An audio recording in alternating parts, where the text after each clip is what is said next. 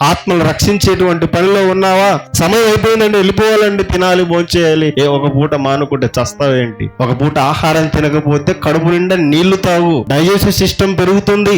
ఒక పూట మానుకుంటే ఏమవుతుంది? స్వార్థ పనిలో ఏమండి ఒక పూట నిద్ర మానుకుంటే ఏమవుతుంది? రాలేమండి, అంత దూరం చాలా లాంగ్ అయిపోతుందండి. ఎప్పుడు ప్రయాసపడతావు? యవ్వనంలోనే నువ్వు ప్రయాస పడకపోతే, అవయవాలు అన్ని సహకరిస్తున్నప్పుడే నువ్వు ప్రయాస పడకపోతే, ఒంట్లో శక్తి ఉంది, దమ్ము ఉంది కదా, ఈ దమ్మును దేవుని కొరకు వినియోగించకపోతే వృద్ధాప్యంలో నీ అవయవాలు సహకరిస్తాయా? ప్రయాణం చేయగలవా? చూడగలవా? వెళ్ళగలవా? బాడీ సహకరిస్తుందా? సహకరించదు. నీ శరీరమే సహకరించినప్పుడు, చెప్పాలనుకున్నప్పుడు నువ్వు వెళ్ళలేవు. బలంగా యవ్వనంలో ఉన్నప్పుడే పరిగెట్టు క్రీస్తు కొరకు. వెళ్ళు, సహకారులుగా వెళ్ళండి, సహకరించండి. అలా నువ్వు సహకరిస్తే, దేవుని కొరకు నువ్వు నిద్ర మానుకుంటే, దేవుని కొరకు నువ్వు అలసిపోతే, దేవుని కొరకు నువ్వు ప్రయాణాలు చేస్తే, అప్పుడు నీ పేరు జీవ గ్రంథమందు లిఖించబడుతుంది.